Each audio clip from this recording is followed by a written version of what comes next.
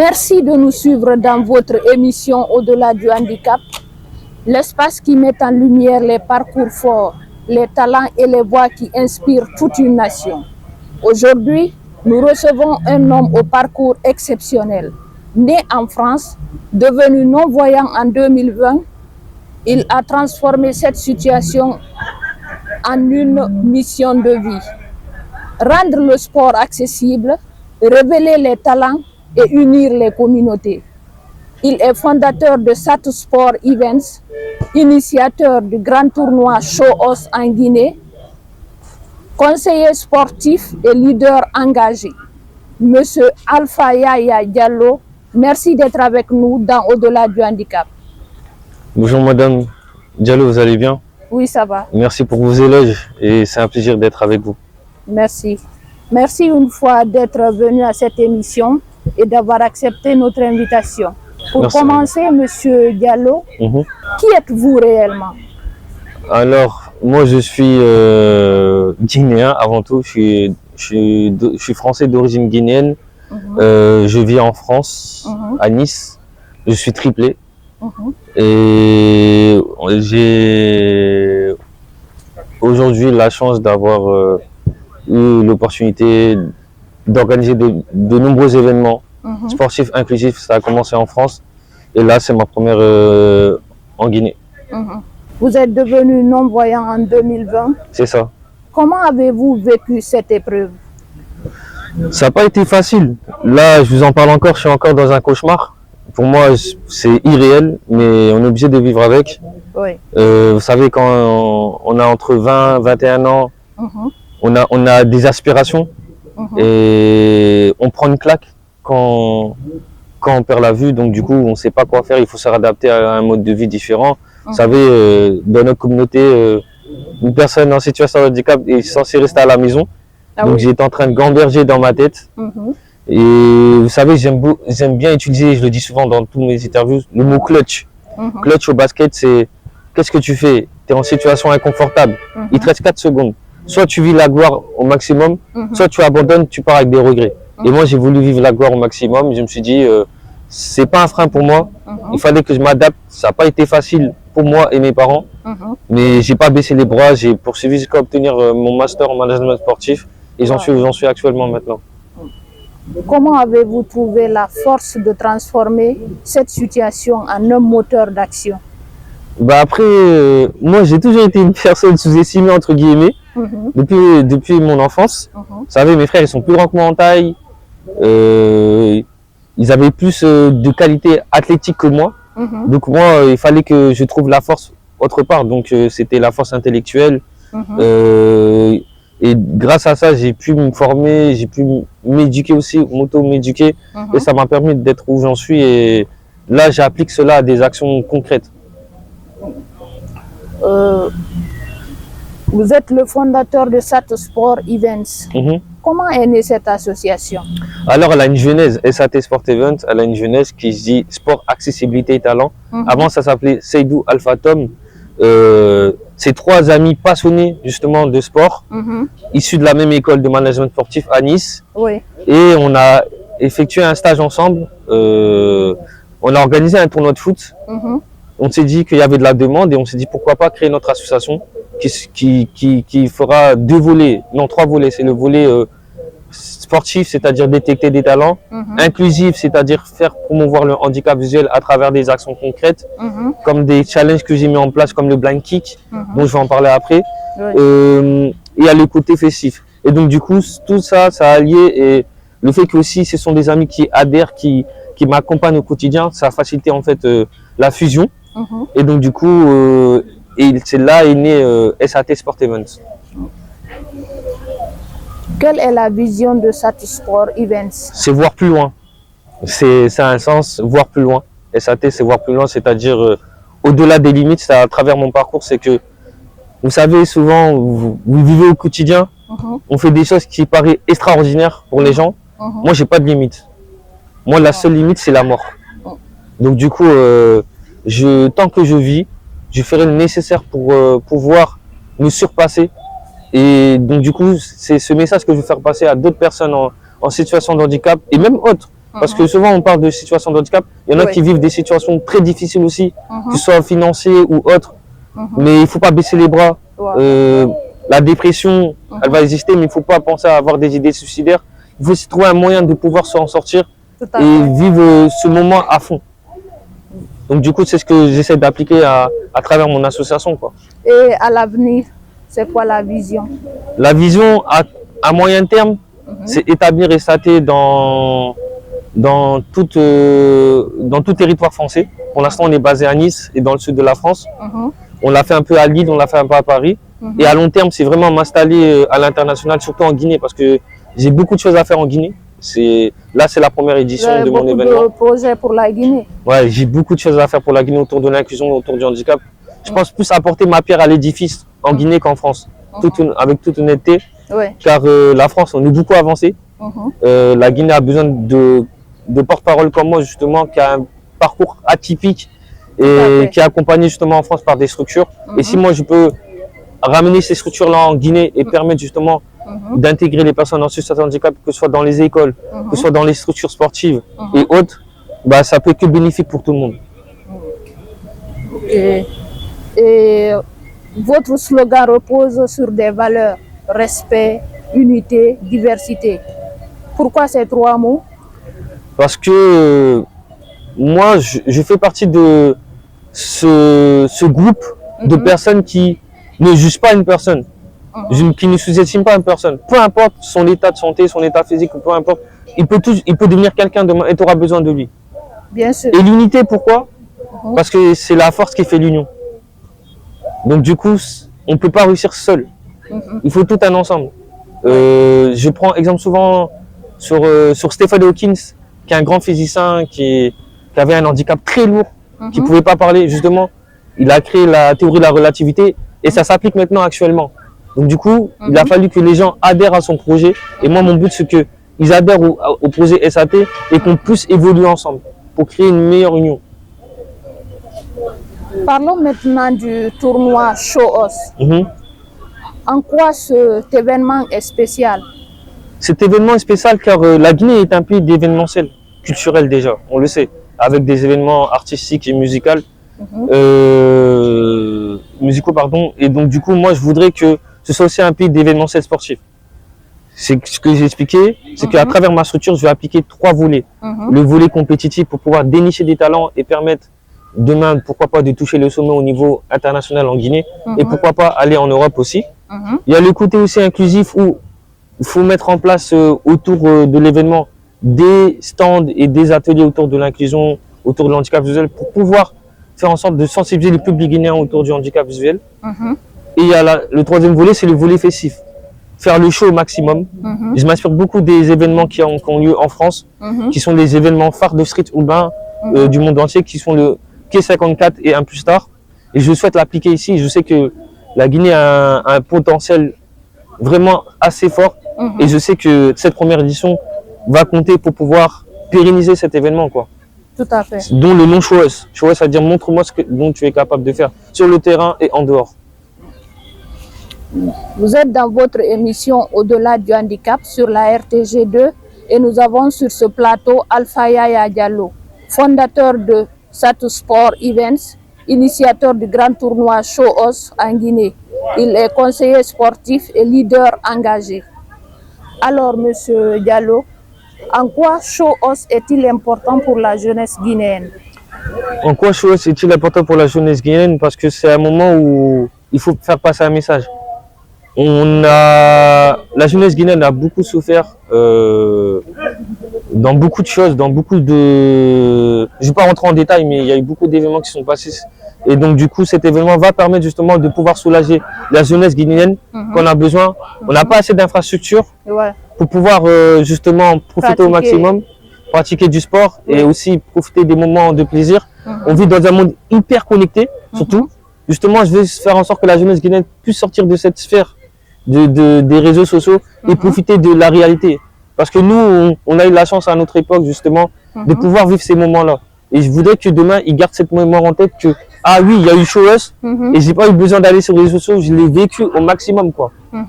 Et donc, du coup, c'est pour ça, pour moi, c'est important que la jeunesse guinéenne puisse profiter au maximum de ces 3 jours qui sont importants pour moi. Sur comme j'ai dit, le côté inclusif, compétitif et festif. Vous dites que ce tournoi a un impact sportif, social, économique et médiatique. C'est ça. Pouvez-vous nous expliquer simplement cela? Bah écoutez, économique parce que ça va me permettre justement de pouvoir pérenniser l'événement. Parce que le but, il faut savoir que moi, je prends aucun sou dedans. Et aussi, l'argent, on va essayer de récolter, l'argent qu'on va récolter sera, on va donner une petite partie justement à une association qui en aura besoin justement pour promouvoir le handicap, que ce soit n'importe quel handicap, que ce soit le handicap visuel, pour améliorer la vie quotidienne justement de ses bénéficiaires. Médiatique parce que ça va permettre justement d'avoir une autre vision de la Guinée. On dit que la Guinée n'est pas un pays d'événements sportifs. Pourquoi pas organiser dans, je sais pas, 5 ans, les JO de la jeunesse en Guinée. Tout se passe par une base, c'est SHOES. Et social, bah, justement, ça va permettre de pouvoir réunir tout le monde, tout type de personnes. Et c'est pour cela que j'espère que cet événement va être un événement grandiose. C'est ça, grandiose et de réussite surtout. Je ne cherche pas les paillettes, je cherche surtout avant tout la qualité, pas la quantité. Oui. C'est ça.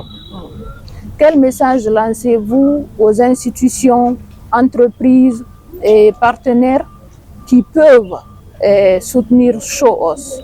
Ben, moi, j'aimerais dire une chose à l'institution, au gouvernement et autres, c'est que vous ne me connaissez pas encore.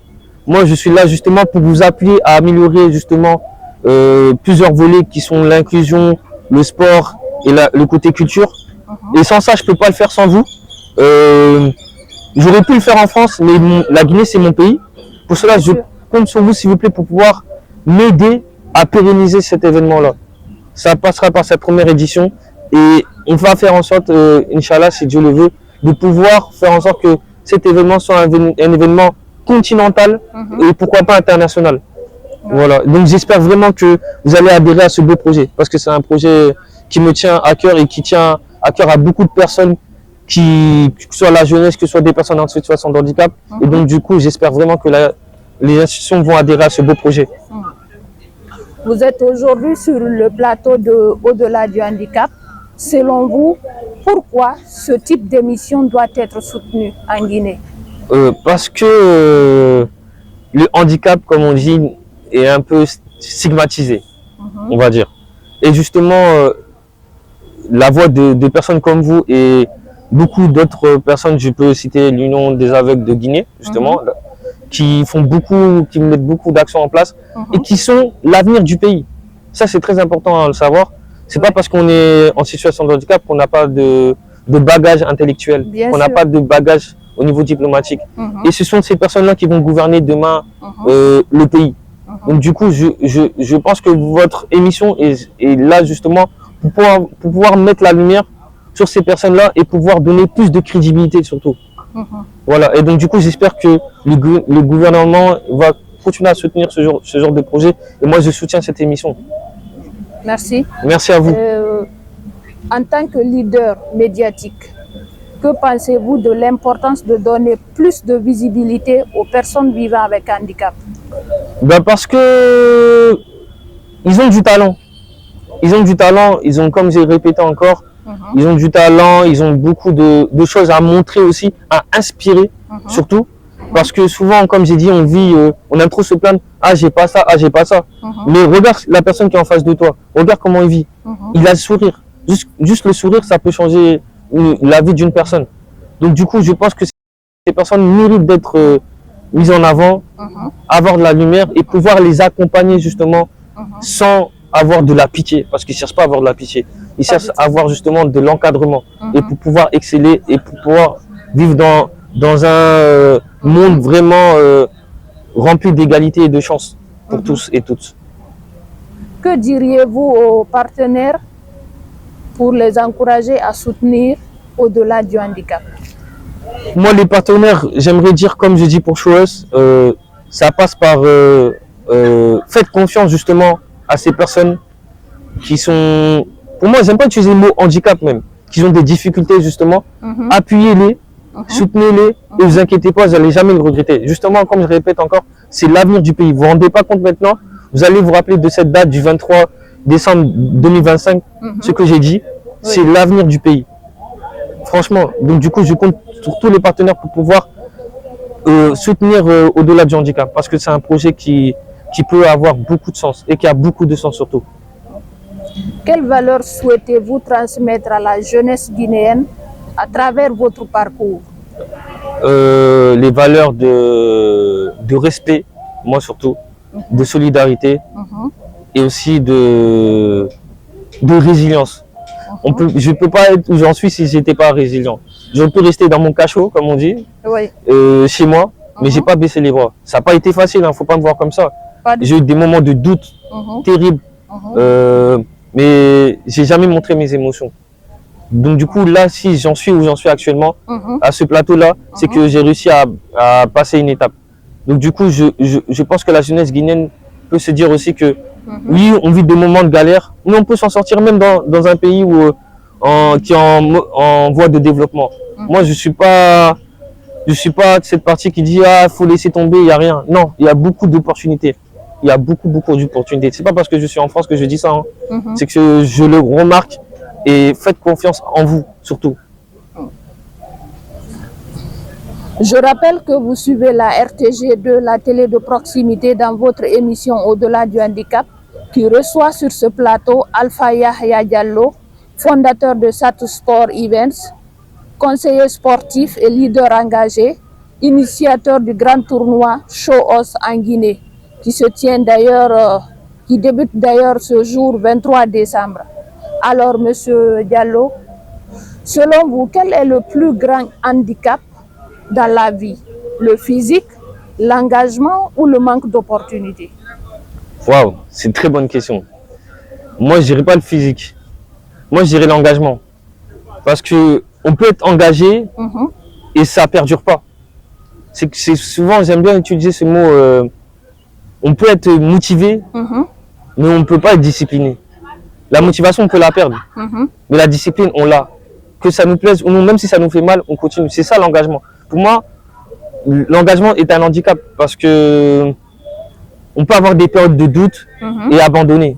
Justement, il faut avoir cette force mentale d'utiliser cet handicap et pouvoir utiliser les ressources qu'on a à l'intérieur pour pouvoir ne pas baisser les bras. Le physique, pour moi, c'est pas un problème. Je répète encore, c'est pas un problème. Parce que sinon, je ne serais pas où j'en suis là actuellement. Wow. Quant à moi, je dirais que c'est le manque d'opportunités. Moi, d'accord. Oui, de votre à côté. mon niveau, oui. Pourquoi, selon vous? Parce que là, moi, je manque d'opportunités. Je me dis que je manque d'opportunités. C'est vrai, c'est vrai. C'est vrai, vous manquez d'opportunités, mais justement, sinon, le fait que vous... l'engagement. Oui, c'est ça.